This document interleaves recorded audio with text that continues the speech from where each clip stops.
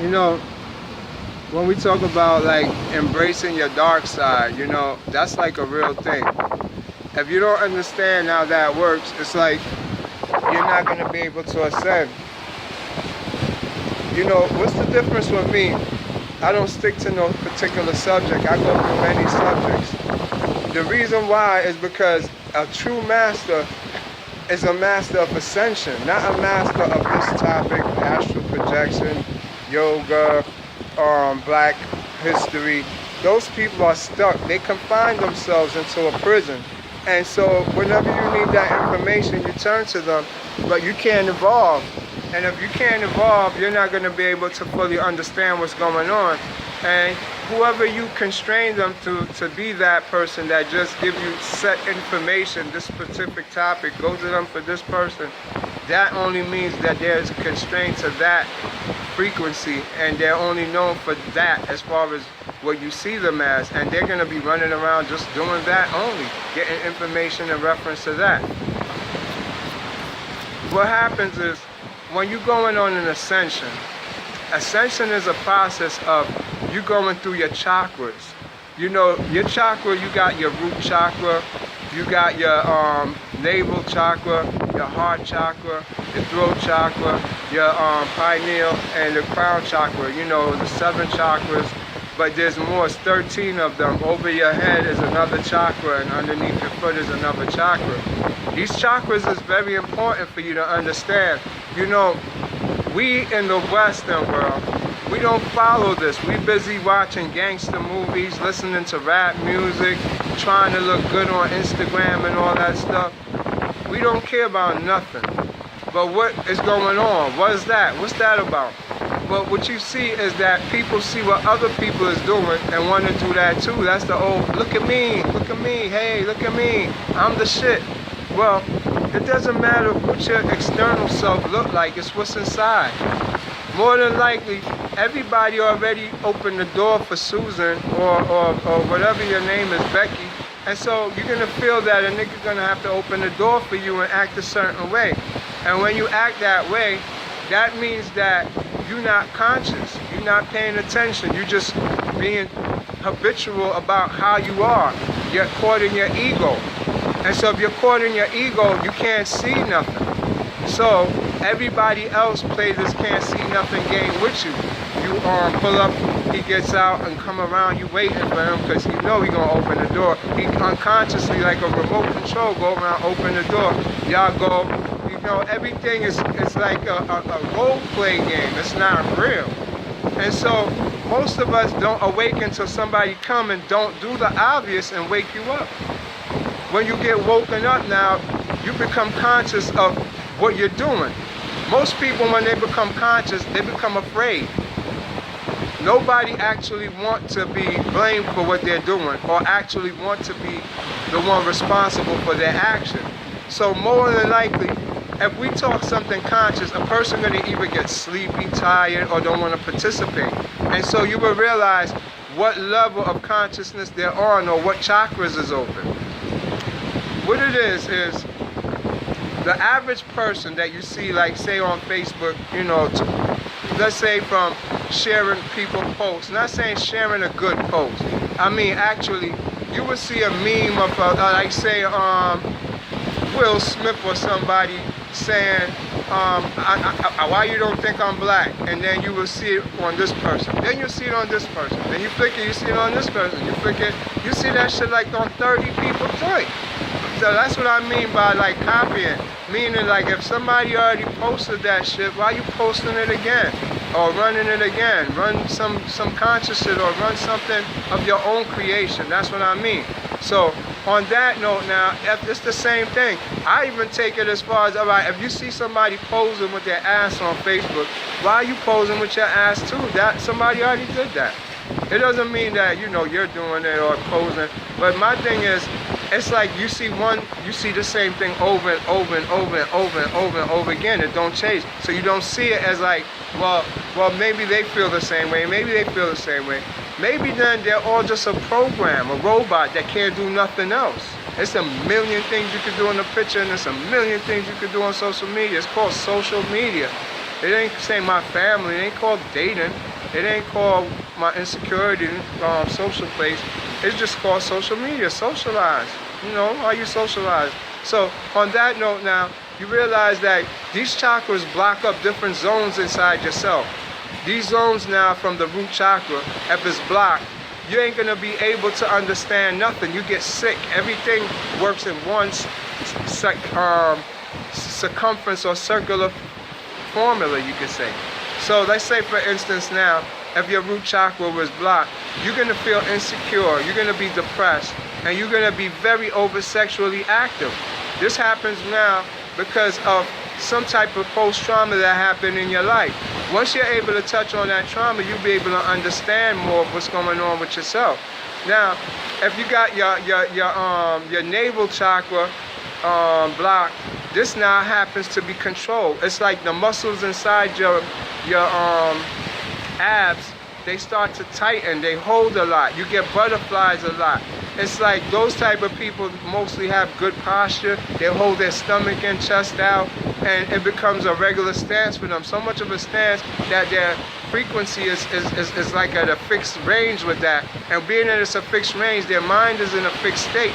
And so those type of people usually could project a future or project themselves because of their sternness and get things done in an orderly manner. But it's that sense of control.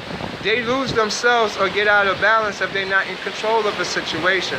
And being that that's the case, their lessons here is to learn is to lose control so that they could ascend past themselves and get out of that zone. It's like until you lose control, you're just gonna be stuck between your root chakra and your solar plexus. This energy is just gonna stay there. This energy that we're talking about is your Kundalini energy, it's your evolving energy, your psychic energy. So by you now letting go of control, by just accepting things as they happen, because the way you do that is look at it like we're not in control of this world.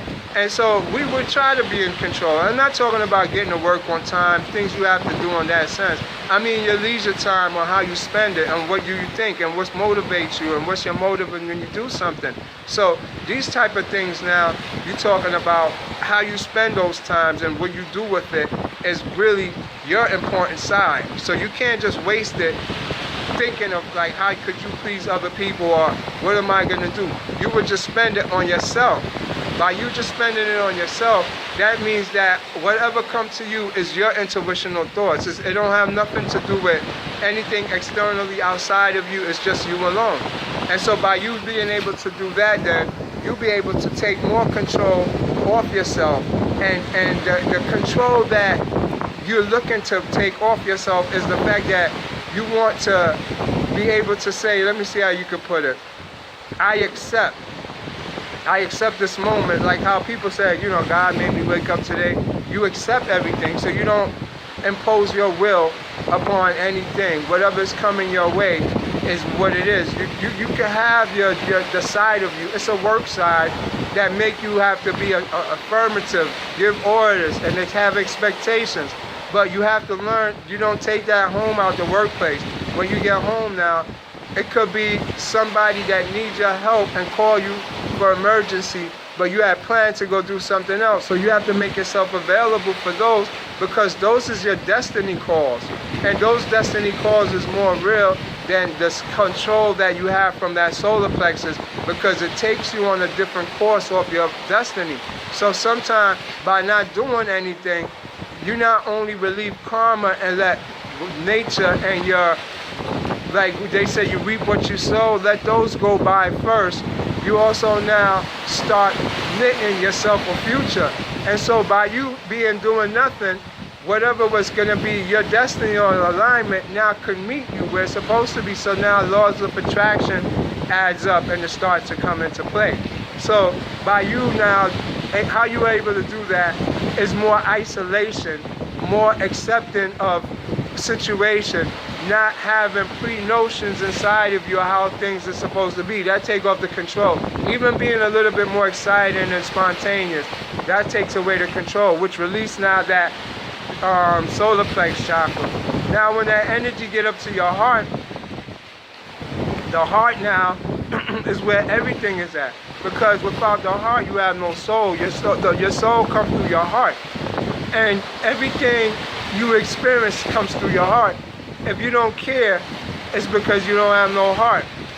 If you do care, it's because you have a heart. So both of them requires the heart, in some form of way. And so our heart is what we use to navigate when we first come here. The first sign of heart is courage. Courage and will. Your courage is everything. Do you have the courage to say no? Do you have the courage to say truth? Do you have the courage to go on and do something that you wouldn't regularly do or to overcome your fears? That comes from the heart. This is what brings about the heart. You would want the heart now to be centered, to be focused, to do things that scare you, things that makes that lump in your throat. It's going to all come up here. That's the energy when you feel that lump in your throat. But it all now come with these two. You see, by you letting go of everything and letting go of control, and you now releasing your heart by trusting, not saying motherfuckers on the streets or whatever, you don't trust nobody, but trusting in the word. Whatever a person say, give them the benefit of the doubt. If they wrong and you prove them wrong, it's nothing. Stop fucking with them. There's no loss in you or no hard feelings. It shouldn't affect you emotionally. It should just guide you on how to either fuck with them or how to get them out your life. But use the heart to guide you in truth and making balanced decisions. So once you get rid of the walls that have made this heart go away, which is relationship hurt, parental hurt, friendship hurt, all of this now will start going past there now. You got your energy coming up. We got that crossing of the snake, like the Hermes cross. You got the Inga and the Pingala, the two energies, the male and the female, which make one snake, one big cobra wrapping around you. So this is now come up to your throat. You see, from your heart now, if you didn't have the heart to tell these people all these things, you didn't have the heart to stand up for what you believe in, you didn't have the heart that when your mind is telling you, no, to say this, and this person full of shit, tell them. You didn't say it. You now come to where you get blockage in the throat chakra. The blockage in the throat chakra makes everything else don't work down here. If it's coming from up here, none of this works. If it's coming from here, you can't reach the pineal and the crown. And so when you're able to not withhold anything inside of you and sleep good at night, that's fine. You're letting out everything.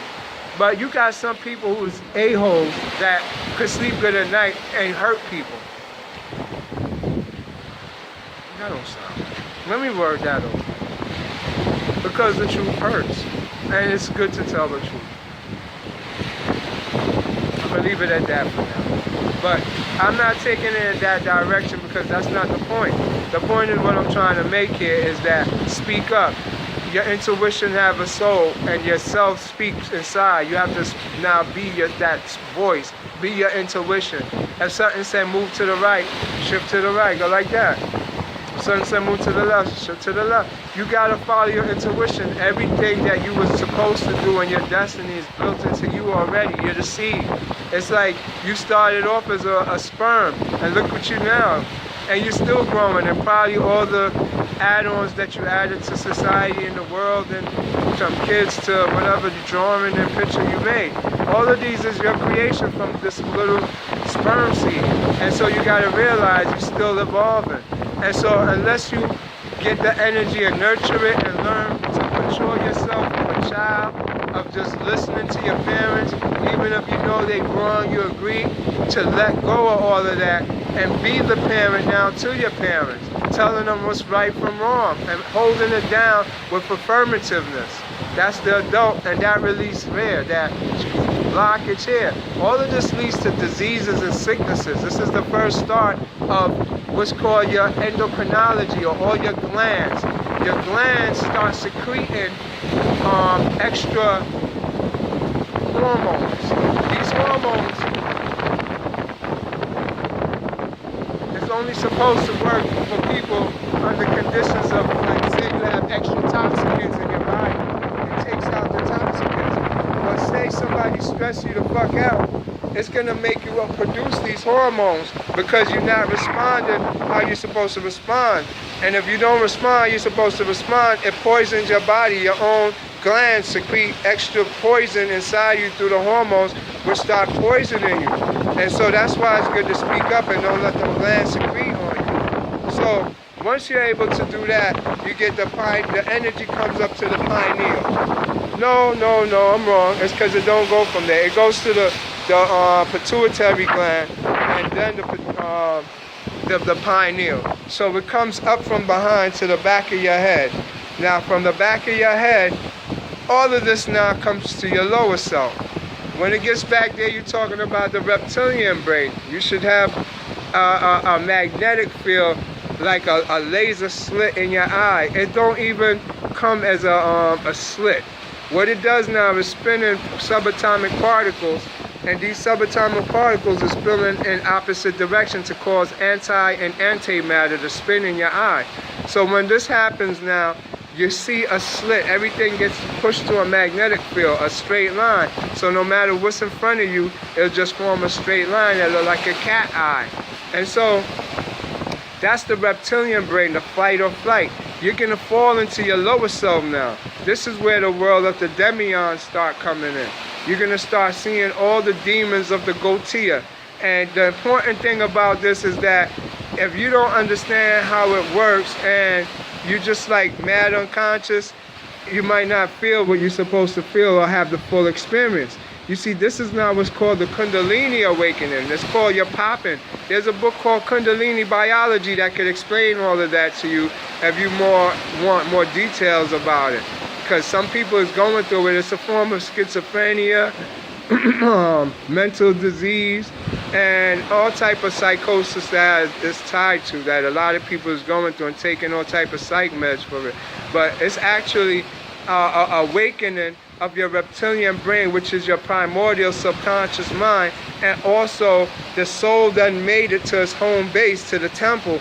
And so you start seeing all types of creatures from the past, the ancient past, like Tiamat, the dragon, the Titans, all types of different beings that existed back in their primordial past. They'd be like holographic images, and you have to confront them. This is what's called by the Egyptians going into the underworld or entering the Tuat, where you have to face Amentet, the alligator. And all of these things is what you see in the clouds. That's your cloud images that you see of the different big ass beings. That's your Amentet in different parts, because in your true self, your light, your consciousness, but you have different reflective sheath bodies. These sheath bodies has frequencies in the clouds. The clouds is actually energies and you could say magnetic fields. So you will go in there and a part of you will be trapped inside of there. So you will have to face the halls of Amentet and get your heart weighed.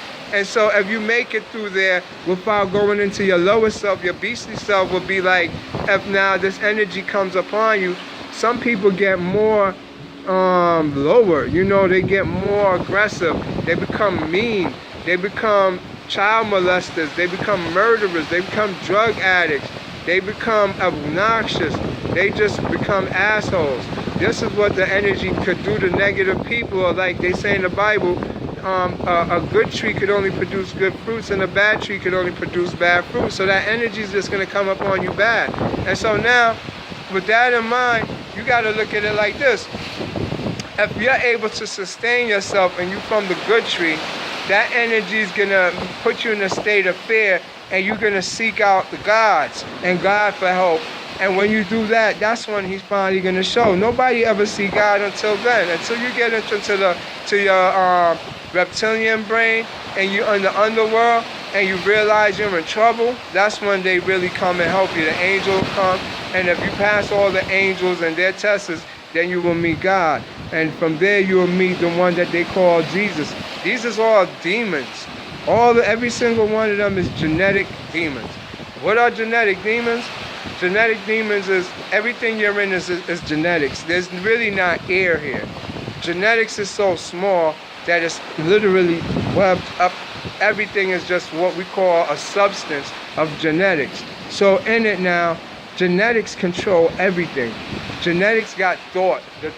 You could say the longer the genetics been here evolving, the more advanced it is. And it don't have to show itself. It just works through your genetics. And so it's the real control. It's the real psychic control of everything. The one y'all call God in its purest form, they're going to say he's the absolute energy, the nothing, which is genetics in its purest form, or the 0 point energy. So we're caught up in a genetics web that we can't escape. Even if you was to leave your body, even if you was to die, you're still caught up in the genetic web. And so that's what you have to face off and understand that is going on. So that's the God. That's in it now. You have other spirits where you, all right, I never read, and I still haven't found any documented thing about no Jesus. And I don't believe there is a physical Jesus, but it's all personification story of these people or tribes that came here a long, long time ago in the first epoch. And their story now mimics of a great writer that wrote great books about how to live, how to control diseases. These books that Imhotep got a hold of, and Pythagorean and all these people got a hold of their books and was able to transcend it. Even the Egyptians had books. Everybody had books because they wasn't the original creator of this information. But you got to look at it. These books that we're talking about, even though they was written prior to the Egyptians, prior to, I don't know about that. You know, I got to do some research more on that, because Egyptian history stemmed, I think, millions of years for me. But what I'm saying is there was a period prior to that when there was the first epoch where these people had originally wrote these stories, the biblical stories. And from us, we only know them from the Pharaoh. They preserving them. Them written on the walls, it's not their story. Those is actual Hebrew stories. And it's the same stories of those ancient mythology. Nimrod was a book writer. He's not a person that actually existed then. He actually was like a sage, a philosopher back in the first epoch.